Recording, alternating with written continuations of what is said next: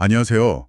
오늘 여러분이 보내주신 자료들을 토대로 서울회생법원의 개인 파산 절차에 대해 좀 깊이 파헤쳐 보려고 합니다. 네, 반갑습니다. 특히 이게 얼마나 빨리 진행되는지, 그리고 또 궁금한 게 서울에 살지 않아도 서울회생법원에 신청할 길이 있는지, 이런 핵심 정보들을 좀 확실하게 알아보는 게 목표예요. 네, 법률 절차라 좀 복잡할 수 있지만 가장 중요한 내용만 뽑아서 알기 쉽게 풀어드릴게요.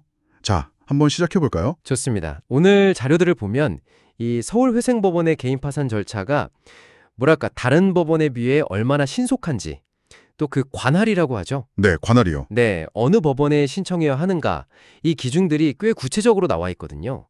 이게 왜 중요하냐면 사실 시간이나 접근성이 당사자에게는 정말 큰 문제잖아요. 그렇죠. 절실한 분들에게는 하루하루가 다를 텐데요. 맞습니다. 그래서 그 배경이랑 실제 어떤 의미가 있는지 좀 자세히 짚어보겠습니다. 자료 보니까 가장 눈에 띄는 게 역시 그 신속함이네요. 신청하고 파산 선고까지 보통 한 달이면 된다고요? 와, 정말 빠른 건데요? 네, 맞아요. 원칙적으로 보면 신청하고 한 15일 그 정도 안에 예납금 관련해서 보정명령이 나오고요.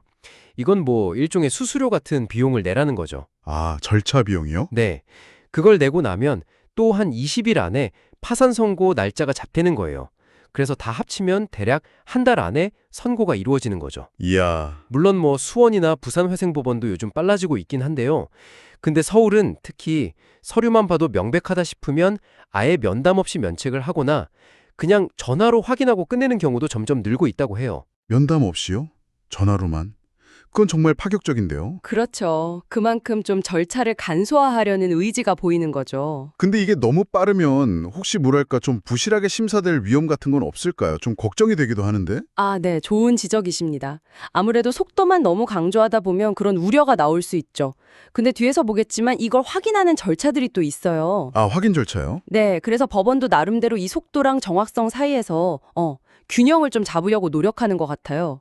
일단 신속한 절차 자체는 아무래도 빨리 새 출발 기회를 주려는 목적이 크다고 봐야겠죠. 네, 그 취지는 정말 공감이 가네요.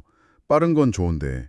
그럼 이제 문제는 서울에 살지 않으면 이 빠른 절차를 이용하기 어렵다는 거잖아요. 맞습니다. 여기서 이제 많은 분들이 궁금해하시는 그 관할 문제가 나오는군요. 네, 바로 그 관할이 핵심입니다.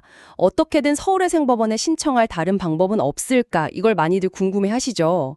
자료에 보니까 몇 가지 방법이 있더라고요. 오, 어떤 방법들이 있나요? 첫째는 가장 직접적인 건데 실제 거주지를 서울로 옮기는 겁니다. 이게 그냥 주소만 옮겨서는 안 되고요. 원룸이든 고시원이든 아니면 친척집이든 실제로 거기서 살아야 해요. 실제로 거주해야 한다. 네. 그래서 이걸 확인하려고 법원에서 뭘 보냐면 통화 내역 조회를 요청할 수도 있어요. 그 휴대전화 발신 기지국 위치를 보겠다는 거죠. 우와, 발신기지국까지요? 이야, 정말 꼼꼼하게 보네요. 그냥 서류만 보는 게 아니군요. 그렇죠. 이게 어떻게 보면 좀 엄격해 보일 수 있는데 소위 관할 쇼핑이라고 하죠. 유리한 법원만 찾아다니는 걸 막으면서도 진짜로 생활 근거지를 옮긴 분들한테는 또 기회를 주려는 그런 고민이 담긴 것 같아요. 그렇군요. 그럼 그 다음 방법은요? 둘째는 이제 직장이나 일자리를 서울에 마련하는 경우예요. 이게 꼭 정규직 아니어도 돼요. 아르바이트도 포함되고요. 아, 알바이트도요? 네, 이것도 마찬가지로 진짜 일하는지 확인하려고 근무지 사진이나 재직 증명서, 그리고 역시 통화 내역 같은 걸 요구할 수 있습니다. 거주나 직장 말고 혹시 다른 방법은 없을까요? 예를 들어서 사업하시는 분들은요? 네, 있습니다. 사업자의 경우에도 길이 있는데요. 이게 세 번째 방법인데 특정 지역 개인 사업자는 서울회생법원에 신청할 수 있어요. 특정 지역이요? 어딘가요? 네, 인천광역시요. 부천이랑 김포도 포함되고요. 그리고 경기도 북부, 그러니까 고양, 파주, 의정부 이쪽하고 강원도 전 지역 사업자입니다. 아, 인천, 경기 북부, 강원도. 네, 근데 여기서 중요한 점이 있어요. 그냥 사업자 등록만 딱 하고 바로 신청하면 이거 관할 피하려고 꼼수 부린 거 아니냐 이렇게 봐서 기각될 수 있어요. 아, 그럴 수 있겠네요. 네, 그래서 몇 달 이상은 실제로 사업을 운영했다는 걸 보여줘야 합니다. 실적이 필요한 거죠. 그렇군요. 지역이 딱 정해져 있네요. 그럼 법인 사업자는 좀 다른가요? 법인도 비슷합니다. 네 번째 방법인데요. 아까 말씀드린 그 지역 있죠? 인천, 경기 북부, 강원도. 이 지역 법인 사업자 역시 법인 파산을 서울회생법원에 신청할 수 있어요. 아하. 그리고 여기서 또 중요한 게 뭐냐면 이렇게 법인 파산을 서울회생법원에 신청하게 되면 그 법인 대표자 개인 파산 사건도 같이 서울에서 진행할 수 있다는 점이에요. 오, 대표자 개인 파산도 같이요? 그건 좀 편리할 수 있겠네요. 네, 그렇죠. 아무래도 연관된 사건이니까요. 그럼 마지막으로 부부의 경우는 좀 특별한 게 있을까요? 만약에 한 명만 서울의 조건이 맞아요. 그럼 다른 배우자도 같이 신청할 수 있나요? 네, 가능합니다. 이게 5번째 방법인데요. 부부가 같이 경제적으로 힘든 상황이라면 설령 따로 살고 있더라도 한 명이 서울에 살거나 직장을 다녀서 신청 자격이 되면요. 네.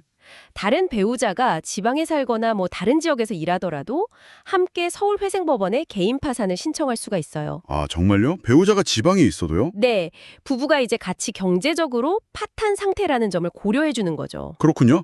굉장히 다양한 방법이 있네요. 자, 그럼 정리를 좀 해볼까요? 서울회생법원은 일단 절차가 굉장히 빠르고 또 꼭 서울에 살지 않더라도 특정 지역 사업자거나 아니면 서울에 직장이나 거주지를 실제로 마련하거나 그것도 아니면 배우자가 해당되는 경우처럼 여러 경로로 신청할 수 있다. 이거네요. 네, 맞습니다. 오늘 이 내용이 좀 복잡한 상황에 계신 분들께 정말 실질적인 정보가 되었으면 좋겠습니다. 네, 그렇죠.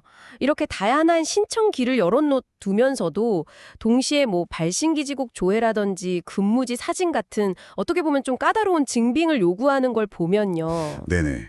법원이 이 절차 이용 문턱은 낮추려고 하면서도 이게 또 남용되는 건 막아야 하니까 그 사이에서 균형점을 찾으려고 상당히 고민하고 있다는 걸 엿볼 수 있는 대목 같아요. 그렇네요. 균형을 잡으려는 노력이 보이는군요. 네.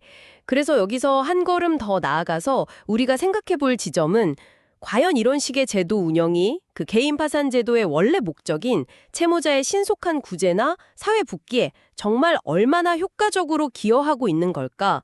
이런 실효성에 대해서는 계속 질문을 던져볼 필요가 있지 않을까 싶습니다. 아, 그 실효성에 대한 질문. 정말 중요한 포인트네요. 오늘 말씀 감사합니다.